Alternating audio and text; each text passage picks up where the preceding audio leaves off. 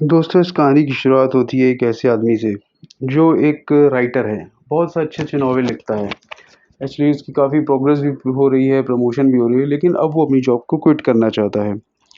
और जैसा कि हम देख रहे हैं कि वो अपनी जॉब को क्विट करके अपनी उसकी एक खूबसूरत सी वाइफ़ है और उसके 2 बच्चे हैं। उन दोनों को लेके वे किसी न्यू इंग्लैंड के किसी नए एरिया में जाके सेटल होना चाहता था। वो उन दोनों को वहाँ से लेके नए एरिया में चला जाता है। उसकी वाइफ उससे पूछती है कि अब जो वो नॉवेल लिखने की सोच रहा है किस कॉन्सेप्ट पे है। तो वो कहता है कि इसको सरप्राइज रहने दो, वो बाद में ही बताएगा जब वो उस बुक को रिलीज करेगा। वो अपनी वाइफ से पूछता है कि ये जो टेबल पे नए फ्लावर रखे हैं ये किसने दिए। उसकी वाइफ कहती है कि मुझे लग रहा था कि ये आपने भेजे होंगे, लेकिन ये आपने नहीं है। तो वो उसको नज़रअंदाज कर देता है। वो अपने घर के यार्ड में से बर्फ़ को हटा रहा होता है। तभी वो एक अनजान आदमी को देखता है जो बहुत ही अजीब ढंग से उसे देख रहा होता है। एक्चुअली में वो उसके पड़ोस में रहने वाला इंसान होता है, जैक पीटरसन नाम होता है। उसके पड़ोस में एक लेडी रहती है और उसकी लड़की रहती है। जैक पीटरसन उसका एक्स हस्बैंड था। अब हम देखते हैं कि जैक पीटरसन जो पड़ोसी है इनका, ये अपनी बेटी को लेके अपनी गाड़ी में बैठ के चला जाता है और वो इसको बहुत ही घूरते हुए ढंग से जाता है। जब वो अपने ऑफिस पहुंचता है तो देखता है उसकी फाइनेंशियल स्टेटस अच्छी नहीं है और बहुत गुस्से में ही वो अपने आप को और अपने आप से नाराज़गी दिखाता है।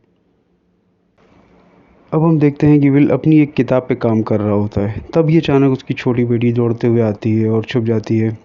वो काफ़ी डरी हुई होती है, तो वो पूछती है कि इससे क्या हुआ, क्यों डरी हुई हो। तो वो उसको बाहर लेके जाती, कहती कि एक अनजान आदमी है जो बहुत देर से मुझे घूर रहा है। वो उसको लेके बाहर जाता है तो देखता है, कहता है कि वहाँ कोई भी नहीं है। अचानक से ही ऊपर उसकी विंडो के ऊपर एक दराज होती है जो टूट के गिर जाती है इनके सामने। तो वो लोग सब हंसने लगते हैं, कहती कोई भी नहीं था यहाँ पे, ये दराज थी जो टूट के गिरी थी। अब जब विल अपने घर की जो इसकी खिड़की होती है उसके टेंट को ठीक करने के लिए जाता है बाहर, तो देखता है कि बर्फ़ों पे किसी बड़े आदमी के पैरों के निशान हैं जो उसके घर के चारों तरफ थे। तो यानी कि कोई ना कोई झांक रहा था पिछली रात को उसके घर में। तो वो काफ़ी टेंशन में आ जाता है और वो चारों तरफ घूम के कुछ ढूंढ रहा होता है कि कौन था वो आदमी। रात को सोते सोते अचानक इसको आवाज़ें आती हैं, तो ये सो के उठता है और बाहर की तरफ आता है। इसको लगता है कि आवाज़ें कहाँ से आ रही हैं। ये अपने घर के बेसमेंट में जाता है जिसका पीछे से रास्ता होता है। तो देखता है कि काफ़ी यंग एज के लड़के लड़कियाँ कुछ ना कुछ एक परफॉर्म कर रहे हैं जो पुरानी चीज़ें होती हैं, जैसे कि आत्माओं को बुलाने वाली कुछ ऐसी परफॉर्मेंस वो लोग दे रहे होते हैं। तो ये दौड़ के उनको पीछे जाता है, पकड़ने की कोशिश करता है, ये जानना चाहता है कि ये हो क्या रहा है। तो एक लड़की इसकी पकड़ में आ जाती है। जब वो उस लड़की को पकड़ता है और उससे पूछता है कि तुम उसके घर के बेसमेंट में क्या कर रही हो। तो वो कहती कि मुझे समझ नहीं आता कि इस घर में मर्डर हुए थे, तुम ये जानते हुए भी इस घर में कैसे रह सकते हो। तो वो हैरान हो जाता है, कहता है कि बताओ कि इस घर में किसके मर्डर हुए थे और वो कौन है। तो उसी लड़की का एक दोस्त आके कहता है चलो यहाँ से निकलो, लगता है वो वापस आ गया है। तो ये और टेंशन में आ जाता है, कौन वापस आ गया है। वो इसकी तरफ देखते हुए बिना कुछ बोले चुपचाप चला जाता है। अब वो उस लड़की की बात सुन के बहुत ज़्यादा टेंशन में आ जाता है। वो सुबह थाने जाता है और पुलिस वाले से पूछता है कि इस घर में मर्डर हुए थे, उसके बारे में मुझे बताओ। पुलिस वाले कहते हैं कि ये केस अभी भी खुला हुआ है, लेकिन इससे ज़्यादा बातें हम आपको रिवील नहीं कर सकते हैं। बस हम इतना कह सकते हैं कि वो एक पापा था और वो अभी भी ज़िंदा है। अब जब वो पुलिस वालों से मिल के आता है तो अपने घर आता है तो देखता है कि उसकी वाइफ और उसके 2 बच्चे बहुत डरे हुए बैठे हुए हैं एक सोफ़े पे। वो उनसे पूछता है क्या हुआ। तो वो कहती है कि उसके पड़ोस में रहने वाले जो भी लोग हैं वो कहते हैं कि इस घर में जो भी रहता है वो मर जाता है। तो कहता है ऐसा कुछ नहीं है। अब वो अपने पड़ोस में रहने वाली उस लेडी से मिलने जाता है। वो पूछता है कि मेरे घर में फ्लावर रखे हुए थे, क्या वो तुमने भेजे थे। तो वो कहता नहीं, मुझे नहीं पता किसने भेजे थे। तो वो पूछता है कि चलो ठीक है, लेकिन अगर ये बता सकती हो कि जो कल रात को कुछ लड़की लड़कियां उसके घर के बेसमेंट में कुछ रिचुअल्स कर रहे थे मरे हुए लोगों के लिए, वो क्या था, वो लोग कहाँ रहते हैं। तो कहती मुझे नहीं पता वो लोग कौन थे और कहाँ रहते हैं। अब एक रात उसकी वाइफ उठती है और देखती है उसका हस्बैंड बेसमेंट में होता है। वो पीटर वार्ड का स्लॉटर हाउस है ऐसा लिखा हुआ होता है। तो वो कहती है कि तुम इसे मिटा रहे हो। कहता है घर बिल्कुल सेफ़ है। तो वो कहती कि तुम मुझे यहाँ वापस क्यों लेके आए, मुझे यहाँ रहना ही नहीं था। तो अब जब वो अपने घर के बेसमेंट में होता है तो उसको एक फ़िल्म मिलती है। तो वो उस फिल्म को एक बार चला के देखता है, तो उसमें उसको पता चलता है कि इस घर में एक्चुअली मर्डर हुए थे पहले, और जो आदमी था पीटर नाम का, उसको मेंटल हॉस्पिटल भेज दिया गया था। उसके दिमाग का वहाँ इलाज हो रहा था। तो ये थोड़ा सा और डर जाता है कि ये क्या था। अब वो देखता है कि उसके पड़ोस में रहने वाली लेडी खाना लेके आती है, कहती है कि कल जो हुआ उसके लिए मैं माफ़ी चाहती हूँ और प्लीज़ ये खाना आपके लिए लाई हूँ। तो वो आवाज़ लगाता है अपनी वाइफ को कि आओ, कोई खाना लेके आया है, पड़ोस के लोग हैं, आके मिलो। लेकिन उसकी वाइफ कहती है मैं थोड़ी देर में आऊँगी। तो ये लेडी चली जाती है बिना मिले ही। तो वो ऊपर आके उससे कहता है कि तुम नीचे मिलने क्यों नहीं आई। तो वो कहती है कि ये देखो, तुम्हें कितनी सारी गोलियों के निशानियाँ नहीं दिखाई देते, इतनी सारी गोलियाँ चली हैं इस घर में। उसकी वाइफ अपने हस्बैंड को गोलियों के निशान दिखा रही होती है। और फिर उसको अखबारों की प्रिंट भी मिलती है जिसमें इस घर में हुए मर्डर के बारे में जिक्र हुआ होता है कि कैसे उस आदमी को, जो पापा था, उसने अपने बच्चों का मर्डर किया और फिर उसको ही जेल भेज दिया गया मेंटल हॉस्पिटल में। दोस्तों वो मेंटल हॉस्पिटल जाता है उस आदमी का पता करने के बारे में जिसने इस घर में अपने बच्चों का मर्डर किया था। तो मेंटल हॉस्पिटल जाता है और वार्ड से कहता है कि क्या मैं जान सकता हूँ कि वो आदमी कहाँ है जिसने उसके बच्चों का मर्डर किया था। 308 नाम का एक वार्ड होता है, उसमें उसी आदमी के बारे में डिटेल दी होती है, पीटर नाम की। तो वो उस 308 रूम में जाता है। 308 रूम में जाके देखता है उसकी वाइफ उसके बच्चों की फ़ोटो वहाँ पर ऑलरेडी रखी हुई होती हैं। तो वह हैरान रह जाता है, कहता है कि इस मेंटल हॉस्पिटल के 308 के रूम में उसकी वाइफ और बच्चों की फ़ोटो क्यों है। लग रहा है कि वही पागल है जो उसके बच्चों को मारने के लिए फिर से आ रहा है, जो उस घर में रह रहा है। अचानक ही वो एक आदमी को पीछे देखता है और उससे पूछता है कि तुम्हारे पास मेरी बेटी और बच्चों की फ़ोटो क्यों है और तुम क्यों मारना चाहते हो मेरी बेटी बच्चों को। तो वो कहता है कि मुझे नहीं पता तुम किस बारे में बात कर रहे हो, क्योंकि मैं इस रूम में नया आया हूँ, इससे पहले कोई और यहाँ रहता था जो यहाँ पे जा चुका है। अब वो हैरान रह जाता है, कहता है कि पीटर वार्ड इस मेंटल हॉस्पिटल से जा चुका है, यानी कि वो उसके बच्चों के पीछे पड़ा हुआ है।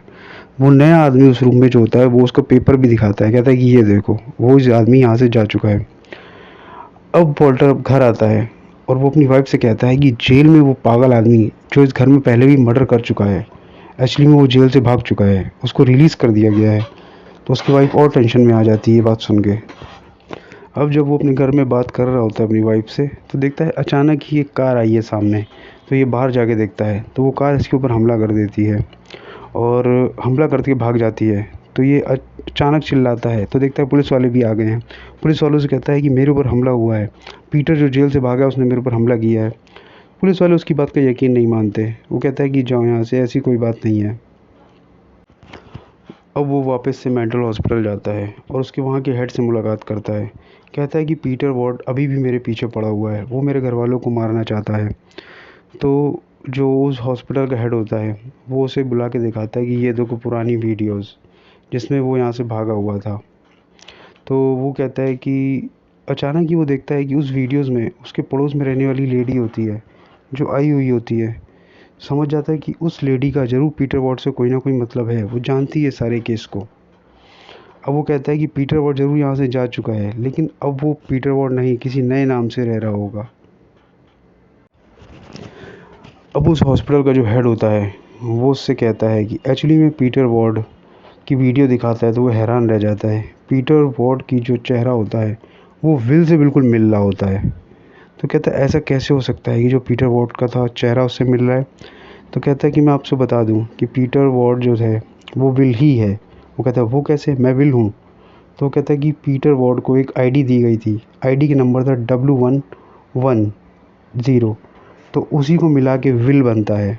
और उसका जो बेड नंबर था A10 था, तो उसी से A10 उसने अपना नाम रख दिया था, विल A10। तो वो हैरान रह जाता है कि वो पीटर वॉर्ड कोई और नहीं, वो खुद है, पर ऐसे कैसे हो सकता है। अब जब विल एटन को लगने लगता है कि वो ही पीटर था, तो वो हॉस्पिटल से बाहर आ रहा होता है। तो जेल उसी मेंटल हॉस्पिटल में रहने वाले सारे लोग अचानक उसको पहचान जाते हैं।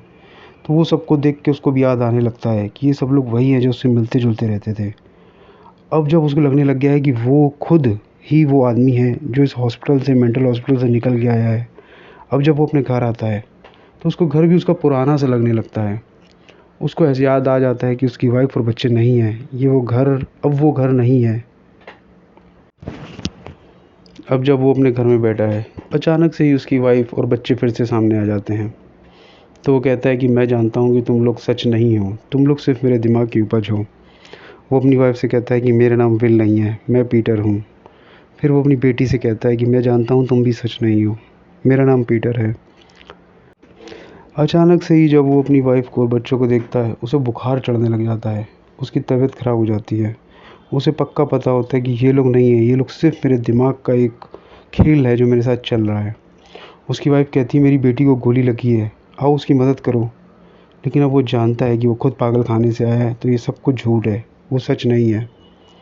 वो सब इन बातों को इनकार करता है, अपनी वाइफ को गले लगाता है, कहता है मैं जानता हूँ ये सच नहीं है। अचानक से बेल बजती है, बाहर की तरफ आता है तो देखता है काफ़ी सारे पुलिस वाले आए हुए होते हैं। किसी ने कंप्लेन की हुई होती है, तो वो बाहर आता है। अब उसके पड़ोस में रहने वाली लेडी भी आती है, तो वो अचानक उसको देखता है, पूछता है क्या तुमने ही पुलिस वालों को बुलाया है।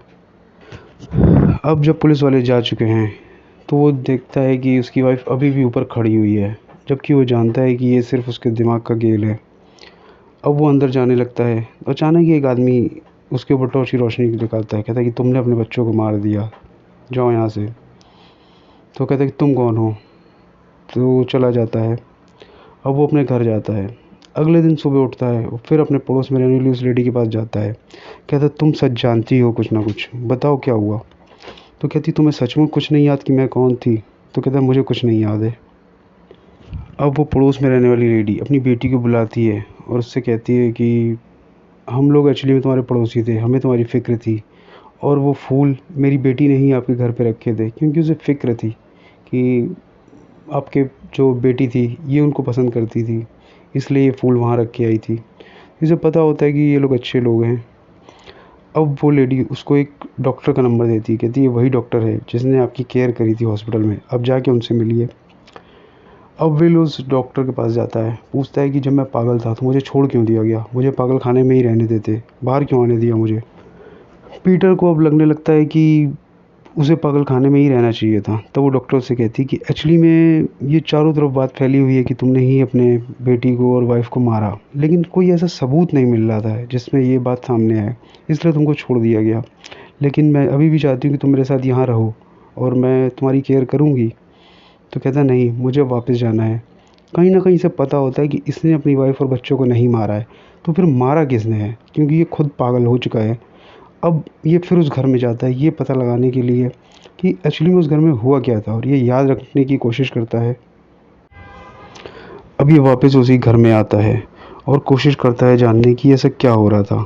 अपनी वाइफ को बुलाता है, जो जानता है कि इसका हेलुसिनेशन है, तो उससे पूछता है कि ऐसा क्यों है कि घर में मर्डर हुए। तो कहती मुझे कुछ नहीं याद है, मुझे बस इतना पता था कि अचानक ही गोली चली थी जो बेटी को लगी थी। अचानक ये देखता है कि इसके पड़ोस में रहने वाली औरत फिर से इसके घर में आती है और उससे कहती है कि प्लीज़ अपने पास्ट को भूल जाओ और अपनी नई ज़िंदगी की शुरुआत करो, जो हो गया उसे भूलो और आगे बढ़ो ज़िंदगी में। अचानक ही पीटर को सब याद आने लग जाता है। उसे याद आता है कि वो गाड़ी से घर आया था, अपनी वाइफ को फ़ोन पे बात कर रहा था, खिड़की से देख रहा होता है कि एक अचानक ही एक आदमी गोली लेके उसके घर के अंदर खड़ा हुआ होता है। वो उसकी वाइफ के ऊपर रिवॉल्वर तान के खड़ा होता है और बच्चों के ऊपर भी। तो वो सोचता है कि ये क्या हो रहा है, तो वो खिड़की से देख ही रहा होता है कि उसकी वाइफ पे किसी आदमी ने गोली चलाई हुई है। वो दौड़ के घर के अंदर जाता है अपनी वाइफ और बच्चों को बचाने के लिए। तो देखता है कि वो आदमी जो था गन पॉइंट उसने ले रखा था उसकी वाइफ को, बचने बचाने के चक्कर में गोली मार देता है जो उसकी वाइफ को लग जाती है, और उसकी वाइफ भी गोली चला देती है उस पे आदमी के ऊपर जिसने गोली मारी थी, लेकिन वो गोली पीटर को लग जाती है और वो बेहोश हो जाता है। बस इतना ही उसको याद आता है। अब जब उसको ये याद आ जाता है कि वो खुद वो नहीं था जिसने अपनी वाइफ और बच्चों को गोली मारी, बहुत सुकून मिलता है उसको ये याद करके कि ये वो इंसान नहीं था। अचानक ही वो देखता है कि एक और आदमी उसके घर में आया हुआ होता है। वो उसके पड़ोस में रहने वाली लेडी होती है, उसका हस्बैंड था, और वो अपने साथ वो उसी आदमी को लाया हुआ होता है जिसने इसकी फैमिली को मारा होता है। वो फिर से इसको मारना शुरू कर देता है। अब जब वो बेहोशी की दवा लाता है, वो पीटर को बेहोश कर देता है और अपनी वाइफ को भी बेहोश कर देता है। तब वो ये बात रिवील करता है कि उसने एक्चुअली में अपनी वाइफ को मारने के लिए एक हिटमैन को भेजा था, जिससे कि वो उसको मार देगा और उसका इंश्योरेंस का पैसा उसको मिल जाएगा। लेकिन वो गलत घर में घुस जाता है और किसी और लेडी को मार देता है। अब ये बात जब सामने आ जाती है तो वो फिर हिटमैन को भी गोली मार देता है और फिर इन दोनों को घर के बेसमेंट में ले जाता है और इस घर में आग लगाने की कोशिश करता है। अब जब वो बेहोश पड़ा है बेसमेंट में तो उसकी वाइफ फिर से आती है और उसको उठाने की कोशिश करती है कि उठो उठो। तो अब इसको रियलाइज़ हो जाता है कि ये अब इसका हेलुसिनेशन नहीं था, क्योंकि वो बेहोश था तब वो कैसे आ गई। इसका मतलब है कि वो उसकी आत्मा थी, उसकी वाइफ की। तो वो उठता है और वापस जाता है और वो भागते हुए वापस चला जाता है और उस अपने पड़ोस में जो लेडी होती है जो बेहोश होती है उसको भी उठा के बाहर ले जाता है। इतने में जो हिटमैन था उसको होश आ जाता है और वो उस आदमी को भी ऊपर पेट्रोल डाल देता है जिसने इन सबको मारा था। अब देखता है कि घर में सब जलने वाला होता है तो वो वापस आता है। तो वो अपनी वाइफ को, जो कि एक आत्मा है, उसको बाय करता है और अपने बच्चों को बाय करता है। उसके बाद घर से बाहर आ जाता है। अब हम आगे देखते हैं कि उसने अपनी एक किताब को लिख लिया है, ड्रीम हाउस। अब वो अपनी नई ज़िंदगी की शुरुआत कर चुका है और उसकी किताब बहुत बेस्ट सेलर बुक बन जाती है और उसने यही कहानी लिखी हुई होती है। एक्चुअली में जो किताब लिखी हुई होती है ये इसने अपनी ही ज़िंदगी से इंस्पायर होकर लिखी हुई होती है। आपको क्या लगता है इस कहानी के बारे में?